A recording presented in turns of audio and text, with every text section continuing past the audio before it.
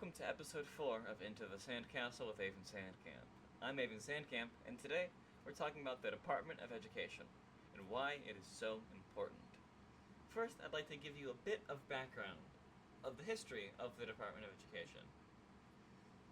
In October of 1979, President Jimmy Carter signed the Department of Education Organization Act, an act which split the Department of Health, Education, and Welfare into two departments, the Department of Education and the Department of Health and Human Services. And while the HHS has a lot to be talked about, especially after RFK Jr.'s appointment, I'd like to talk about the Department of Education because I think that the Trump administration trying to dismantle said department is incredibly detrimental and incredibly crucial to the attempted rise of fascism in the United States. For those unaware, Elon Musk's Department of Government Efficiency, which does not legally exist due to the fact that it has not been confirmed by Congress, as every single department or cabinet position needs to be confirmed. Even though that is the case, Elon Musk has claimed that the Department of Education just doesn't exist anymore. It's gone. But that is factually untrue.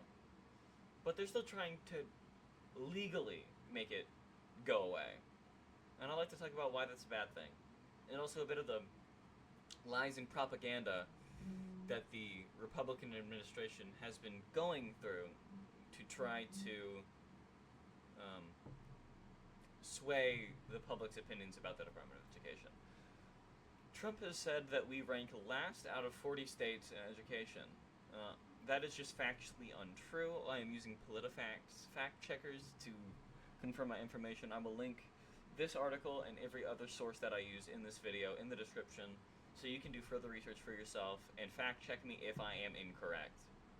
I do not want to be telling incorrect information.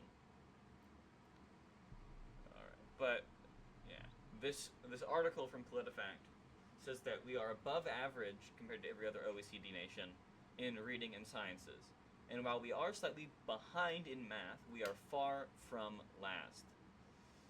We are also 8th out of the 41 OECD nations in terms of portion of the population with at least a secondary or high school education. 92 of our population aged 25 to 65 has some sort of high school diploma. And then there have been declines in education. I'm going to pull up a little chart here. That is true. This is a chart talking about reading levels in 4th graders. You can see that this decline starts right around 2020. You can see it documented very heavily in the 10th percentile of students, which is the lowest percent, and the highest percentile is barely noticeable.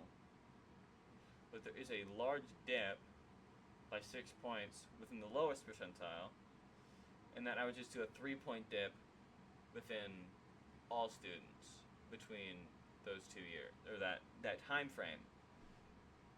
This is because of COVID, and that is something that we are still working out. It's the same thing with the economy and how it was pretty rough during the first few years of the Biden administration, and even still now.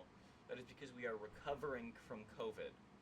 It's the same thing with the crime rates. They peaked ever so slightly in 2021 or so after the restrictions were lifted, but then they have settled down to around where they were before the pandemic. And I expect that the same thing would happen with education levels if we keep the department. Donald Trump says that he wants to give education back to states like Iowa, like Indiana, like Arizona. I have this nice little list here from the World Population Review. Let's pull this up. That ranks every state by its educational level. Should we really give education back to Louisiana, to Nevada, to New Mexico, to Alabama?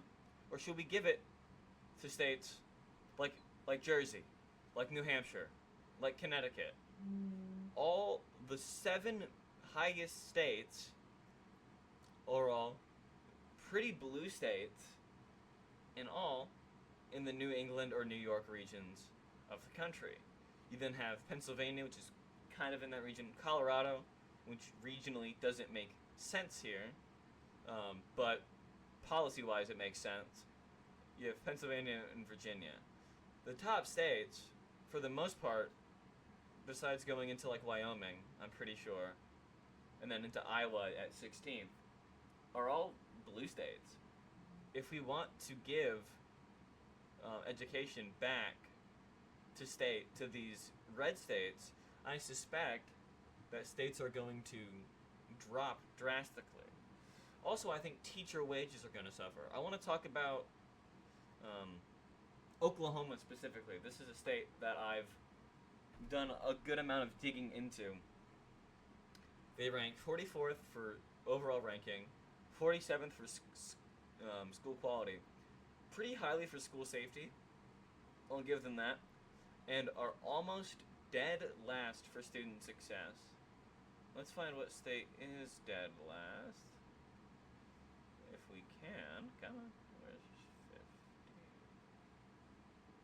50? Okay. Oh, right here. Mississippi is dead last in terms of student success. We don't want schools like that. Sure, they're relatively safe, but they are horrible educationally. If we make these states not conform to a centralized body, these numbers are going to suffer. We are going to have an incredibly unintelligent and unskilled labor force. And that is bad for everybody. That is bad for hiring bodies. As much as I dislike these large corporations because of my political views, they are what we have right now, and I want to change that. And if we do change that to be a more collectively owned socialist economic structure, I still want to be working with smart people because it's just easier and it's more innovative. If we have more educated and intelligent people, we will have a thriving society. And it is also proven that generally, the higher education you achieve, the higher paying job you'll get. And obviously, that's not always the case, but it's a general trend. And it has been studied since the ancient Greeks that poverty and crime are almost perfectly linked. The more poor you are, the more likely you are to commit crime. The more likely you are to commit crime, the more poor you are. That is just statistical fact. If we have more educated people, that means we will have less impoverished people, which means we will have less crime. It benefits everybody. It benefits capital owners because they have better quality workers. It benefits industry because we have more innovative minds. It benefits everyone because we have less people that are more likely to commit crime. I'd like to go back to Oklahoma real quick, and let's talk about some teacher wages. This is a nice hot button issue, but Oklahoma right here, and this is from the same website, the World Population Review. Average teacher starting salary, Oklahoma, is $38,000. Montana, 34. You have 36 in Missouri, and these are some of the lowest ones. Nebraska, incredibly low. Iowa, also incredibly low. And then you have, let's find my home state of Indiana. Let's find you. You're lower down, aren't you? Yeah, right here. Starting salary is $42,735. That is not enough for these people. Let's find the highest state. The average salary in California is $95,000, which is still, frankly, not enough based on the cost of living in California. If we get rid of this central body that does force teacher wages to be at least roughly this level, as bad as they are, and we keep dismantling teachers' unions, teacher wages are going to plummet to make $34,000 or $38,000 look like a blessing, because we are going to get states that are going to pay nickels on the dollar for teachers. And that's only going to make teachers worse. the common argument that I hear from the right is that things like teachers' unions and raising teacher wages will get less people passionate into teaching. Even if you made the wages like $70,000 a year, people aren't going to be going into education for the money. They'll be going into it because they're passionate about it. And even the teacher quitting rate is incredibly high because the money is not enough to sustain living. Even if there's all the passion in the world, if you cannot afford to live, you will do something that you don't care about so you can. If we make it so teachers can actually afford to live comfortably on their wages, we will retain good teachers. We will have more time to train mediocre teachers into good teachers. We will have more time to keep teachers in schools actually teaching and becoming better at it. And that's one of the most important things. It also keeps standards consistent. You have schools in the South trying to introduce Christian propaganda into schooling, which goes against the Establishment Clause. But if we get rid of the Department of Education, the Establishment Clause doesn't matter in schools anymore, as they are not publicly funded by the United States federal government. That means you can have public state schools teaching the Bible. That's not good. I don't care what religion you are. A public school teaching your kids to practice any religion is objectively a bad thing. Religious belief should be determined by the individual practicing it and that individual alone. Having it done by our schools is not a good or healthy thing. Sure, they can acknowledge the fact that religions exist, and I want them to. I think it is important to understand how diverse the world is, especially in terms of belief systems and faiths. I think it's incredibly important to acknowledge. But they should not be allowed to teach them. That is for a church, a mosque, a synagogue, a temple, any other religious institution. It is not for a public school. Another thing that I have trouble with is the rise of charter schools. These are schools that use public funds and are tuition free, but they are outside of district standards. They can be within a district in terms of physical location, but they are allowed to kind of have their own standards. They're this weird gray area between private and public. And they suck membership out of public schools, which cuts their funding, which then makes the educational outcomes for the students that are left there way worse. Kids cannot learn if they are hungry. And kids cannot learn if they don't have air conditioning in the school buildings. They cannot learn if they have to worry about where they're going to get school supplies for the next day. These things should be provided by the federal government via an actually better funded Department of Education. That's what we need. This is incredibly important. Trump likes to say that he wants our education to be like China, like Turkey, not even like Sweden, like the Netherlands. Those countries have incredibly socialized, federally regulated schools. China has one of, if not the most regulated school systems globally.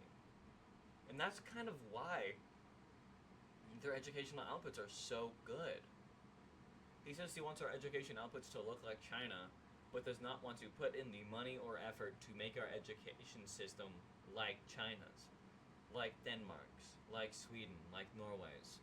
If we want our outcomes to be as good as these places, if not better, we need our education system to be centralized and stronger under a Department of Education. That is what we need, full stop. And frankly, I think that's all I need to say now about this topic. Schooling is incredibly important. I'm an education student currently, and I'm doing it because I'm passionate about education, about helping people. getting rid of this department that provides protections for all of our students and all of our educators is incredibly dangerous, and is also a very clear indicator of the rise of fascism. One of the first things Adolf Hitler did when not only rising to power but also getting people to vote for him was attack professors and the educators. What has J.D. Vance said before? He has said, quote, "The professors are our enemies." This is the same thing, and getting rid of the Department of Education will only lead to the demonization of intelligence. And that is incredibly detrimental to everybody. That's all I have for today. Thank you for watching this almost 16-minute rant. If you can, protest, organize where you can, write to your officials, try to urge the feckless and spineless Democratic Party to actually do something about this, because they haven't yet, and sadly I don't think they will.